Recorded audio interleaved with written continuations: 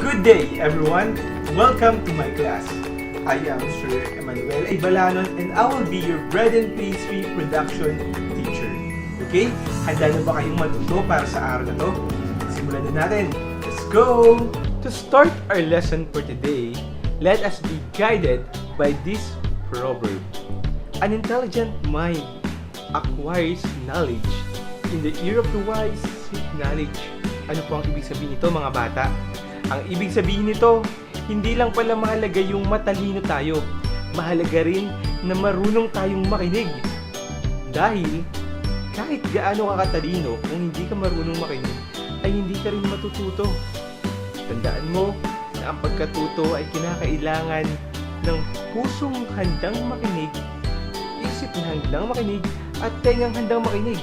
Kaya ngayong araw, gusto ko, pakinggan nyo ang mga pag-aaralan natin upang marami kayong matutunan. Let us have some question and answer game. Ihanda ninyo ang inyong mga ballpen at papel na gagamitin sa ating munting laro. Okay? Handa na ba kayo? Bibigyan ko kayo ng 10 segundo para sagutin ang mga katanungan. Matapos ito ay lalabas din ang tamang sagot. Kaya't mahalaga na maging tapat tayo sa pag-check ng ating mga gawa. Tandaan nyo that honesty is always the best policy. Okay, handa na ba kayo? Let us start!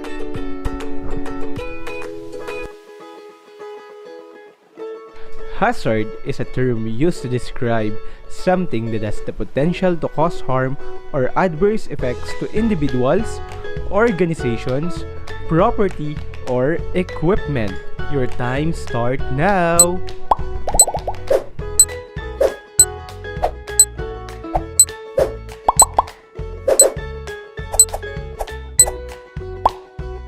The correct answer is yes. You may now check your own paper. Okay, let us proceed to the next question. Solid, liquid, vapor, or gaseous substances, dust, fume, or mist are example of ergonomic hazard. Your time starts now.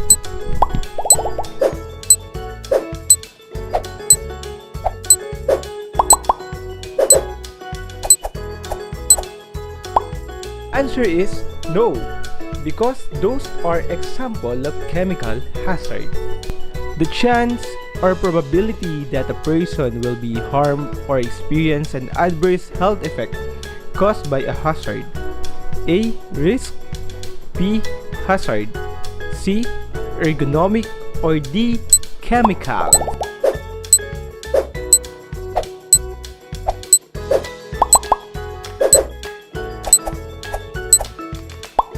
Right answer is risk. Now, let us proceed to the next question, okay? Sana marami na kayong tamang sagot ngayon, but kung hindi man, it is alright. Matututunan nyo din kung ano talaga yung mga yan mamaya sa ating lesson, okay? Let us proceed to question number 5. Noise, vibration, energy, weather, electricity, radiation, and pressure are example of blank.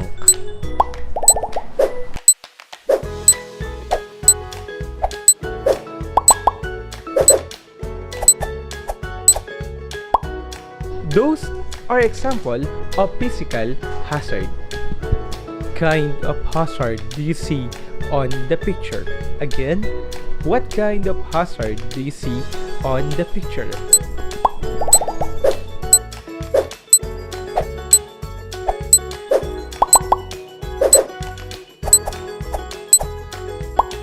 This is an example of biological hazard. Let us proceed to our lesson objective for today. Identify hazard and risk. Look at the picture. That is an example of a baking laboratory. Ngayon, ang tanong, Sir, bakit mo naman pinakita sa amin yung baking laboratory na yan? What is the significance of that baking laboratory on our lesson for today? Simple lang. Tandaan nyo na may mga bagay na akala nyo hindi kayo masasaktan, pero maaari kayo masaktan. Pero look on the picture. Diba? Napakaganda, napakalinis. But all the object and all the materials na nakikita nyo dyan, maaari sa inyo makapagdulot ng kapahamakan o makasakit sa inyo once na hindi nyo sila alam kung paano gamitin, particularly yung mga materials. And ganun din yung mismong laboratory, kapag bigla ka na lang tumakbo dyan tapos nakita mo basa, diba? Mamaya, I will explain part by part kung bakit mahalaga na matutunan natin ito. And may significant po yan dahil po ang subject natin ay bread and pastry production. So napakahalaga na gamitin natin bilang halimbawa ang baking laboratory sa pag-aaralan natin ngayon para ma-identify natin yung mga hazard and risk. At ano nga ba talaga yung hazard and risk na to? Diba? Kung nalilito kayo, hayaan nyo na turuan ko kayong mapadali ang lesson na to. Okay? Simulan na natin. See another set of picture. These are both image of shark. So, Sir Eman, ano naman kung shark yan? This shark clearly define what hazard and risk means. Kung nakikita niyo sa other part, nakalagay hazard pero yung picture shark. Yung isang part ng picture risk, pero shark pa din. Okay, bigyan ko kayo ng pinakamadaling paliwanag. Kapag sinabi po natin hazard, yan yung mga bagay na maaaring makapagdulot sa atin ng kapahamakan. Uulitin ko, when we say hazard, those are the things that may cause harm to us. Kapag sinabi naman natin risk, those things or that thing will cause harm to us once we have exposure. Diba? We have exposure. Diba yung shark? That is a very deadly animal. No? Pag naglangoy ka sa tubig, tanungin kita, naglalangoy ka sa beach, makakagat ka ba ng pating kung wala namang pating? The answer is no, di ba? Pero tanungin ulit kita, pwede ka ba makagat ng pating? The answer is yes. Pero kailan ka lang pwede makagat ng pating? Once na merong pating dun sa tubig. Okay? Now, sana naging malinaw sa inyo kung bakit merong dalawang picture dyan na parehong shark, no? Uulitin ko, pag sinabi nating hazard, ang ibig sabihin niyan, kahit anong pwedeng makasama sa atin o makapagdulot ng kapahamakan. At kapag sinabi naman nating risk, those are the things that may cause harm to us kapag nagkaroon tayo ng exposure. Okay? Let us proceed. Safe. Pag-usapan naman natin ngayon ng iba't ibang uri ng workplace hazard. We have safety, biological, chemical, ergonomic, physical, and psychological. We have safety hazard. Ano nga ba yung safety hazard, sir? Ang safety hazard po ay yung maaaring makapagdulot sa iyo ng kapahamakan sa loob ng isang workplace o sa loob ng lugar na pinagtatrabahuhan mo.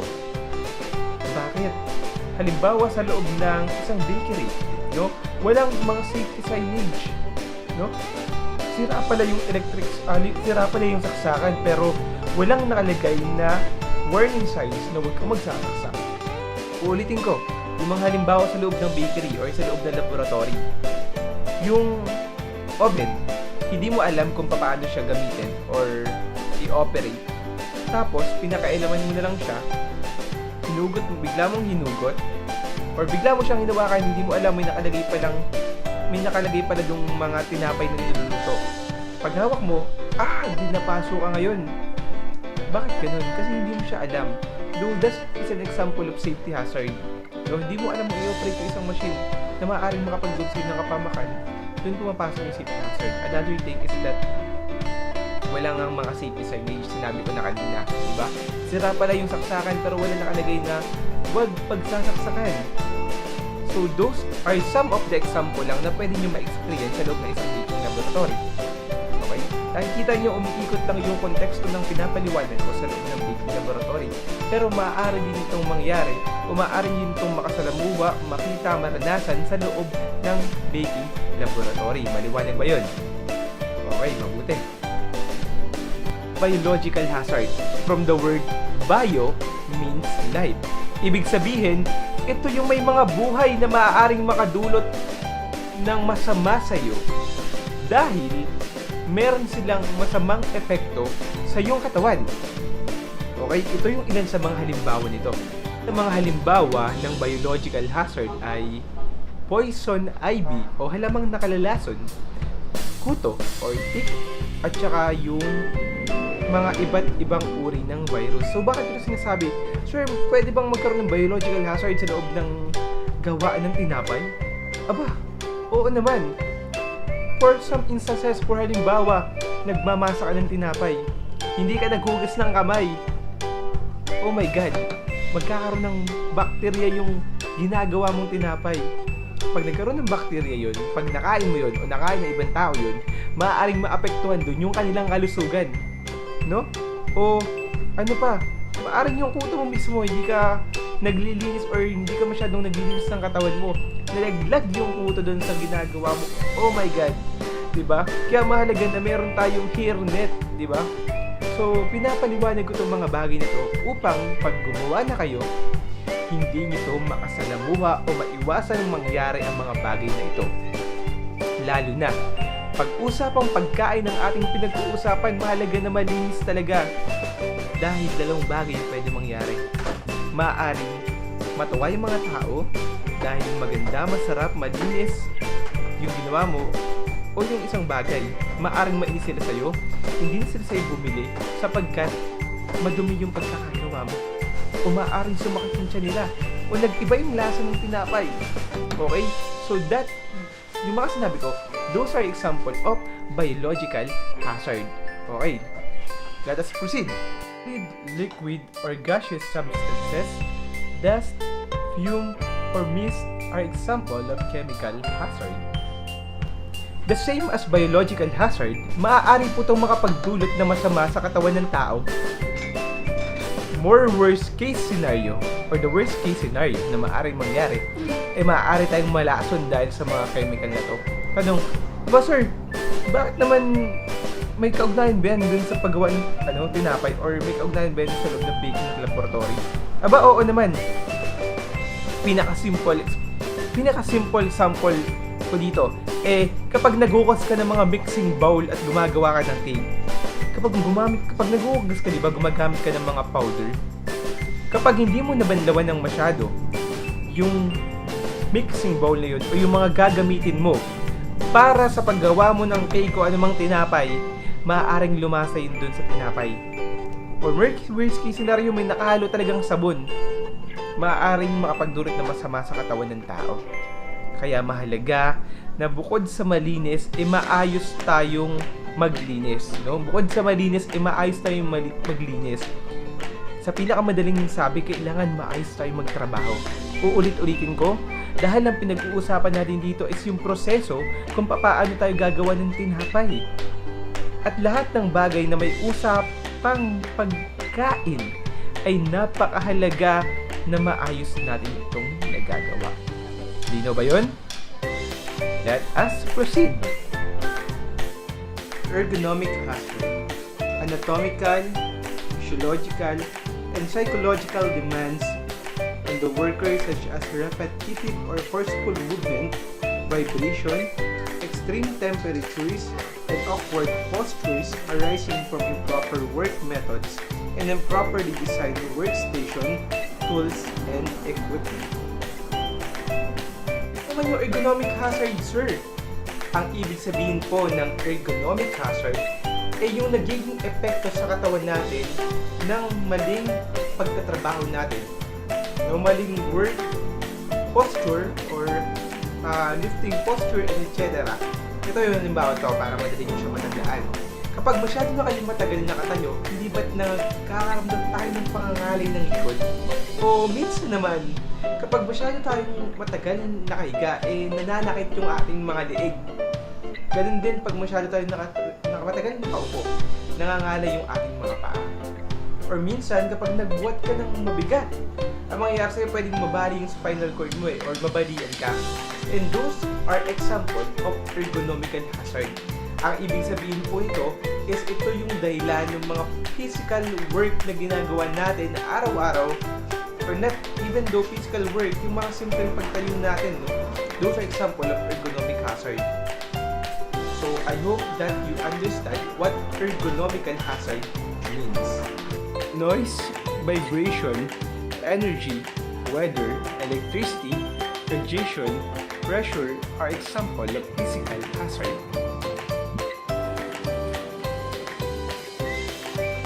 The sun, garbage, and noise, as you seen on the screen, are example of physical hazard. Too much exposure in the sun may damage your skin, and too much noise may damage your eardrums. And how about the garbage? Garbage may affect your health. And those are example of physical hazard, no? When we say physical, these are the typical things that we usually encounter every day. Those are the things that we usually encounter in our physical environment that may cause harm to us. Okay? Ecological hazard. Those that are basically causing stress to the worker. This kind of hazard troubles an individual very much to an extent that his general well-being is affected. Workload can really harm a person physically and psychologically. Diba? Kahit kayong mga bata, diba? Pag pagod na kayo mag-aaral, minsan, parang pakiramdam nyo, you feel burned out. No? Parang napapagoda na kayo. So, ibig sabihin, it's very important na magpahinga din kayo. And for example, if you become a baker sooner or later, no? Hindi natin alam. Malay natin may isa sa inyo na nakikinig na magiging magaling na panadero balang araw. Huwag kang masyadong magpagod, no? Gawin mo lang yung trabaho na kaya ng kapasidad ng katawan mo. Do not stress yourself. Kasi po, hindi maganda ang epekto niyan sa inyong pangangatawan. And that is an example of physiological hazard. Okay? This is the chance or probability that a person will be harmed or experience an adverse health effect caused by a hazard. It may also apply to situations with property or equipment loss. For example, the risk of developing cancer from smoking cigarettes could be expressed as cigarette smokers are more likely to die of lung cancer than non-smokers. As you can see on the table, we have here example of hazard, risk and safety measures. Manual handling of hand tools is a hazard, and the risk might be back injury and repetitive strain. So to avoid this kind of situation, teach and remind workers of correct lifting and carrying techniques and routine tasks. General definition of adverse health effect is any change in body function or the structure of cells that can lead to disease or health problems. Okay, adverse health effect. If you heard that word, ang ibig sabihin po nun ay ito po yung epekto sa katawan natin na may hindi magandang resulta sa ating pangangatawan. Kaya po, mahalaga na maging maingat tayo sa lahat ng ating gagawin para makaiwas tayo sa anumang disgrasya at kapahamakan. Okay? It's time to check kung may natutunan ba kayo sa ating lesson for today. Okay? Now, you may open your module and go to page 61 and answer the self-check 1.1. After nitong masagutan, ay maaari nyo check ang sarili nyong gawa sa pamamagitan ng keto correction na naka-attach sa likod ng module. Okay? Now, you may start answering. Before pa na kayo magsagot, I have a reminder. Tandaan nyo that honesty is the best policy. Hindi mahalaga na mataas yung score mo kung nagdaya ka naman. Diba? Aanin mo yung mataas na grado kung hindi ka naman talaga natuto. Okay lang ng baba. Kung bumagsak ka, ulitin mo lang yung tanong. Pag-aralan mo ulit. Balikan mo tong video lecture natin. Basahin mo ulit tong module hanggang sa matuto pa. Tandaan mo, hindi minamadali ang pagkatuto. Dahil hindi mahalaga ang mataas na grado. Ang pinakang mahalaga ay ikaw ay matuto at mapakinabangan mo ang napag-aralan mo sa tunay na buhay. Malinaw ba yun? Okay, sige na. You may start answering. And our next lesson will be about occupational and health safety. On page 62 to 65 of your module, maaari nyo na siyang basahin for your advanced study kung wala naman kayong gagawin. Okay? Inaasahan ko na naging kapaki-pakinabang ang ating aralin para ngayong araw. Okay? Maraming salamat sa inyong pakikinig. I hope that you learn a lot for today. And we're done for today. Thank you so much.